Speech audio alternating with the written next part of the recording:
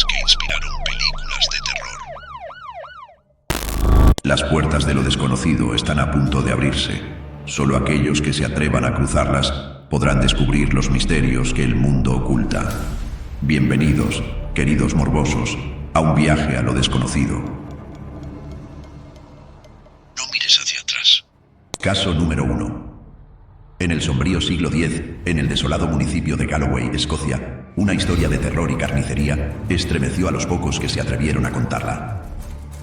Alexander Sawney Bean, un hombre de mirada perturbadora y alma corrompida, nació en un hogar muy pobre, con muy crueles padres que lo golpeaban y le obligaban a tener una vida de adulto a corta edad. Desde pequeño cuidaba a cerdos para ganar un poco de comida, hasta que al llegar a la adolescencia conoció a una misteriosa chica, cuya sociedad perseguía por considerarla una bruja. Ambos, enamorados y cansados de la persecución y agresividad del pueblo, deciden retirarse y huir a las salvajes zonas rurales del alrededor.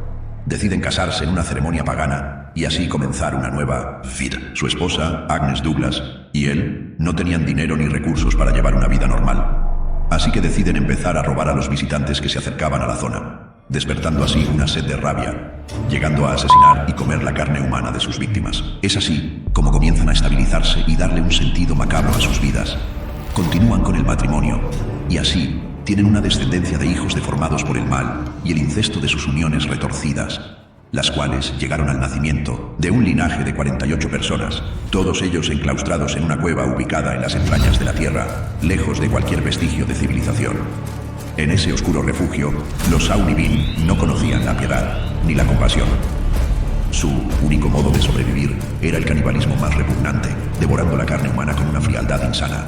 Pero, ¿cómo llegaron a esta monstruosidad? La culpa recaía sobre Agnes, una mujer cuya posesión por las fuerzas más oscuras fue tan fuerte que se decía que había invocado a los demonios para ser capaz de asesinar sin remordimiento. Su propio marido, Alexander, no era más que su cómplice en esa espiral de maldad. Huyendo de los ojos de la justicia por las atroces prácticas de Agnes, ambos se adentraron en la miseria de la vida salvaje, buscando un refugio alejado de la mirada inquisitiva del reino. Encontraron su guarida en una cueva oculta cerca de un antiguo camino que los viajeros frecuentaban. Pero nadie regresaba para contar la historia de lo que ocurría allí. Aquellos que se atrevían a cruzar cerca de su morada no volvían a ser vistos.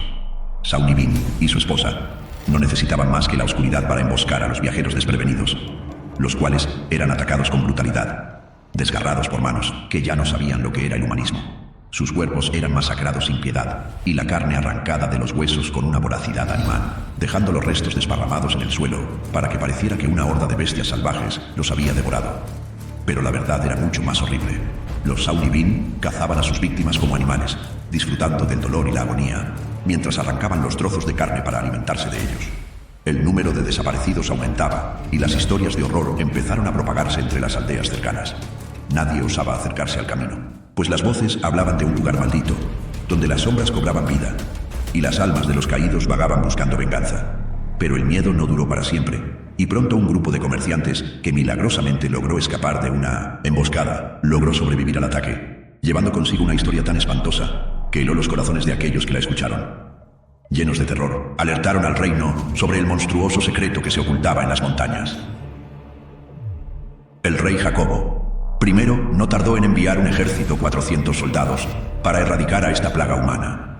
Un ejército fue enviado con la misión de exterminar a los Sawney Bean y acabar con esa ferocidad. La captura de los Sawney Bean fue tan atroz como sus crímenes. Fueron torturados sin misericordia, sus cuerpos desgarrados bajo las manos del verdugo. Los gritos de los Sawney Bean resonaban por todo el reino, y las autoridades se aseguraron de que su muerte fuera tan espantosa como las vidas que ellos mismos destruyeron. Después de un juicio en el que se desvelaron los más oscuros y asquerosos detalles de sus atrocidades, los miembros de la familia fueron ejecutados públicamente, siendo quemados vivos. Se decía que los gritos y los espíritus de las víctimas de los Sawney Bean continúan resonando desde la cueva, buscando venganza en las sombras. De esta siniestra historia se recreó la película Camino hacia el Terror 2. Caso número 2. El 4 de diciembre de 1972, Ciudad de Merced, California. Un niño de solo 7 años, Steven Steiner, caminaba tranquilamente hacia su hogar tras un día más de clases. La rutina parecía común, pero ese día cambiaría su vida para siempre. En su camino, un hombre se le acercó, con una sonrisa amigable y una apariencia inofensiva. Su nombre, Ervin Murphy. Estaba repartiendo volantes y pidiendo donaciones para la iglesia. ¿Tu madre tendría algo para donar?, Le preguntó al pequeño con tono amable. El niño, ingenuo, respondió afirmativamente, y sin saberlo, selló su destino. Ervin le ofreció llevarlo hasta su casa en su vehículo. Steven no podía imaginar que esa decisión sería el inicio de un viaje sin retorno. Cuando el niño subió al coche, lo que parecía un simple favor, pronto se tornó en una pesadilla. Al principio no sospechaba nada, pero cuando notó que el camino ya no era el que conocía, una sensación de terror comenzó a invadir su cuerpo. Los hombres que lo secuestraron no eran cualquiera. El conductor, Kenneth Parnell, había estado en prisión por delitos atroces contra menores. Un hombre con un pasado oscuro, marcado por condenas por robo, agresión y comportamientos inapropiados hacia niños. Tras salir de la cárcel, Kenneth encontró al compañero perfecto para su macabro plan, Ervin Murphy, un hombre aparentemente ingenuo pero vulnerable a la manipulación. Juntos idearon un plan escalofriante. Kenneth había convencido a Ervin de que Dios le había revelado que debía apropiarse de un niño y criarlo según su propia visión espiritual. El plan era simple. Ervin debía repartir volantes en el camino más frecuentado por los niños, como cebo para atraer a sus víctimas. Mientras algunos niños se mostraban indiferentes o evitaban mirar al extraño, Steven, con su naturaleza amable, fue el único que cayó en la trampa. Al subir al coche no sospechaba nada, pero pronto, los horribles hechos que le esperaban empezaron a desenrollarse. El viaje lo llevó a un lugar apartado, a una cabaña en el noroeste de Merced, donde el misterio de su secuestro se comenzaría a desplegar, mientras el miedo apoderaba de su cuerpo. Lo único claro es que lo que comenzó como una promesa de generosidad terminó convirtiéndose en la peor pesadilla de su vida. El plan de Kenneth Parnell había salido a la perfección. Después de cumplir con su parte del trato, dejó a Steven en un estado de completa confusión. El niño no comprendía lo que estaba sucediendo, no conocía a ese hombre ni a su cómplice. Kenneth, con una mirada fría y maliciosa, le explicó que sus padres ya no lo querían y que él ahora era su nuevo padre. Le dijo que sus padres lo habían entregado y que ahora debía llevar su nombre, Dennis Parnell. En ese momento, el pequeño, desgarrado por la tristeza y la confusión, creyó cada palabra. Algo dentro de él se rompió. Aquella mentira, aquella traición, los unió en un dolor indescriptible. Esa noche, Steven no pudo cerrar los ojos. Su mente estaba llena de preguntas y miedos. Pero al despertar, la realidad que le esperaba era aún peor. Kenneth no se detendría allí. A la mañana siguiente, comenzó a someter al niño a usos indescriptibles, los cuales, con el tiempo, se volvieron más intensos, más oscuros. Steven no tenía escape. El pequeño niño se sometió a su nuevo padre, un hombre que lo había despojado de su identidad y lo había condenado a una vida de horror. Poco después, Kenneth decidió mudarse con su hijo a Mendocino. Inscribió a Steven, ahora Dennis, en una nueva escuela, lejos de cualquier rastro de su antiguo yo. Nadie lo reconoció, nadie se percató de su desaparición. Las autoridades habían enviado volantes sobre el secuestro de Steven, pero curiosamente, la escuela en la que fue inscrito nunca recibió la información. Dennis Parnell era solo un niño nuevo, acompañado de su padre. Mientras tanto, Kenneth llevaba una vida aparentemente normal, trabajando en trabajos de bajo perfil, sin levantar sospechas. Para la gente era solo un hombre trabajador viviendo con su hijo. Nadie imaginaba lo que sucedía en las sombras de esa casa. Y aunque Steven tenía infinitas oportunidades para escapar, algo lo detenía. El miedo, el desespero y la creencia de que su familia lo había abandonado lo mantenían atado. Parnell tenía el control absoluto. Su poder era innegable y sabía exactamente cómo doblegar a Steven. El tiempo pasaba y con él, el cambio en el joven. Las facciones de Steven ya no eran las de un niño inocente. Poco a poco, Kenneth perdió el interés en él y el abuso comenzó a disminuir. Pero algo más comenzaba a gestarse. Steven ya no era parte de los deseos de Parnell. Su propósito era otro. Ya no era el objeto de sus perversos deseos, sino el instrumento de un plan mucho más oscuro.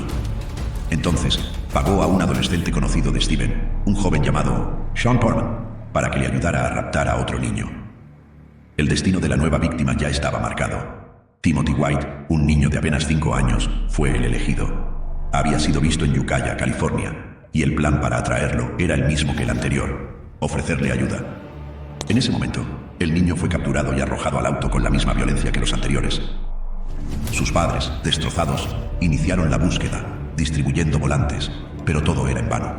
Cuando Timmy cayó en manos de Parnell, el hombre sin piedad no perdió ni un segundo. Con frialdad cambió su apariencia. Tiñó su cabello de un oscuro marrón y lo obligó a vestirse de otra manera. Pero Timmy no estaba dispuesto a olvidar a sus padres.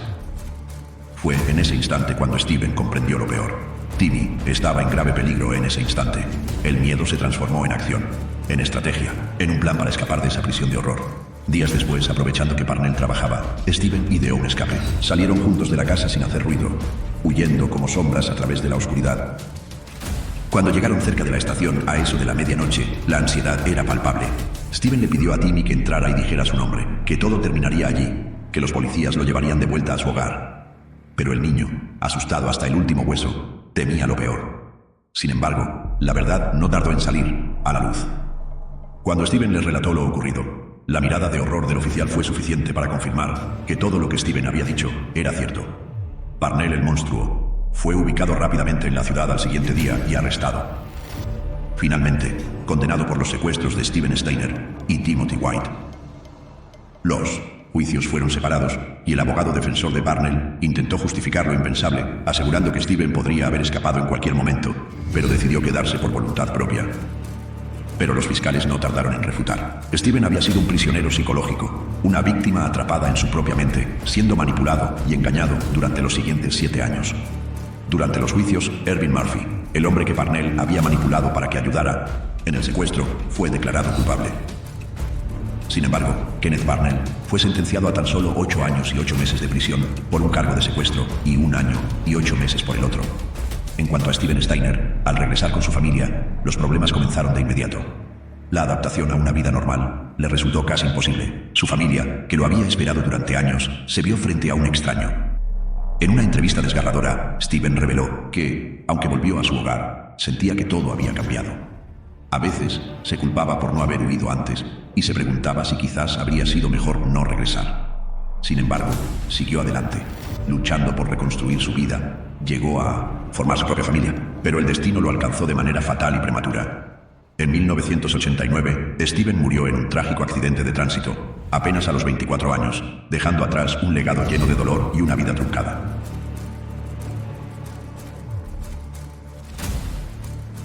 Timothy White, que en su infancia había compartido la misma suerte cruel, fue uno de los que portó su ataúd.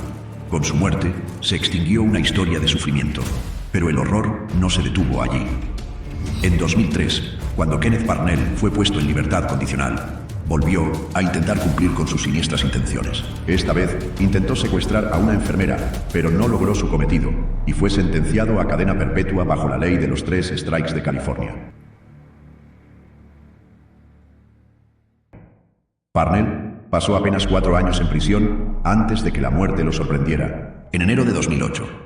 En cuanto a Timothy White, a pesar de la oscuridad de su pasado, logró construir una vida relativamente normal. Se convirtió en diputado del departamento del alguacil del condado de Los Ángeles y tuvo una familia propia, pero su destino también fue sellado rápidamente.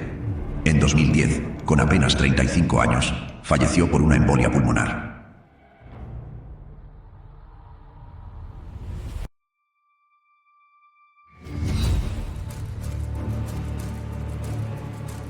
La familia de 1900 Steiner quería hacer un homenaje simbólico, pues habían solicitado a la ciudad colocar su nombre a un parque en conmemoración de él. Pero aquí no acabaría el horror de esta historia, pues el hermano mayor de Steiner se había convertido en un asesino serial y por tal motivo las autoridades impidieron nombrar aquel parque con su nombre para que no fuese relacionado con él. Era conocido como el asesino de José Mari Carey. Uno de sus rasgos de personalidad era el deseo de raptar, asesinar a las empleadas de un supermercado. Esta fue la primera señal de alarma cuando cumplió 10 años. Así como también a tener diferentes conductas sexualizadas, donde se propasa con sus hermanas, primas y vecinas, a quienes grababa desnudas en el baño o en el dormitorio. Además de esto, sus hermanas revelaron que su padre había abusado de ellas sexualmente durante muchos años. Pero esto no termina aquí, pues años después su tío, en 1991, fue encontrado muerto en su casa. Carrie, quien vivía con él, fue investigado, pero tenía una coartada, aunque tenía motivos, ya que su tío lo había abusado cuando era niño. La policía lo investigó como probable sospechoso, pero no pudieron comprobar su responsabilidad frente a estos hechos. Con el tiempo, consiguió empleo en el hotel Cedar Lodge, donde su vida tomaría un giro aún más desesperado al convertirse en empleado de mantenimiento del hotel, cargo que utilizaría para cumplir uno de sus más bajos deseos, el de asesinar. Fue así que una residente del hotel llamada Carol, la cual, que ya estaba descansando, escuchó que alguien tocó a su puerta y no dudó en abrir. Al otro lado estaba Carrie Steiner, que la había estado observando a través de la ventana y sabía que ella estaba sola sin sus amigas.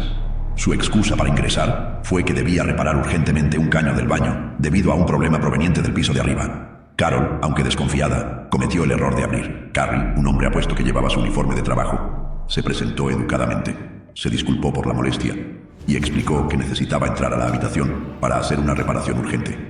Carol, que ya estaba cansada, dudó por un momento, pero Carrie logró convencerla diciéndole que, para evitar problemas, ella tendría que llamar a la recepción y explicar que no le había permitido hacer su trabajo.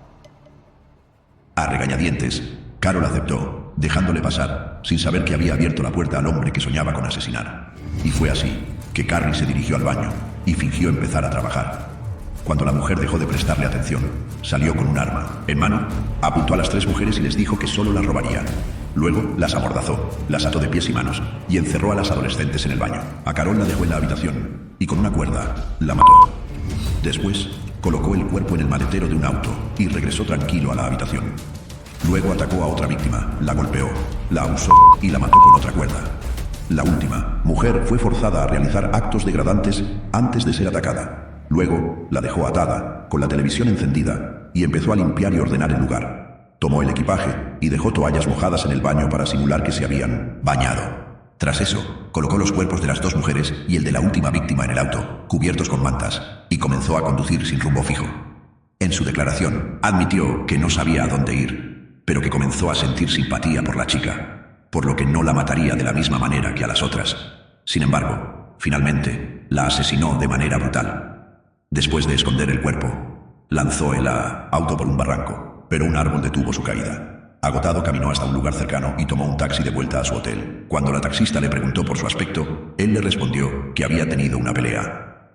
La policía, al investigar la desaparición de las mujeres, encontró la billetera de una de ellas en una ciudad cercana, lo que descartó la teoría de un accidente y comenzó a sospechar de un secuestro. Un mes después, se hallaron los cuerpos de las 2 primeras víctimas, lo que permitió confirmarlo mediante sus registros dentales. Un mapa enviado a la policía también permitió encontrar a la última víctima. A pesar de sus intentos por manipular a las autoridades, su necesidad de seguir cometiendo crímenes lo llevó a ser atrapado. Tiempo después, el asesino secuestró a otra víctima, quien fue hallada decapitada. Finalmente, el asesino confesó sus crímenes con frialdad y fue condenado a cadena perpetua por tales crímenes ocurridos.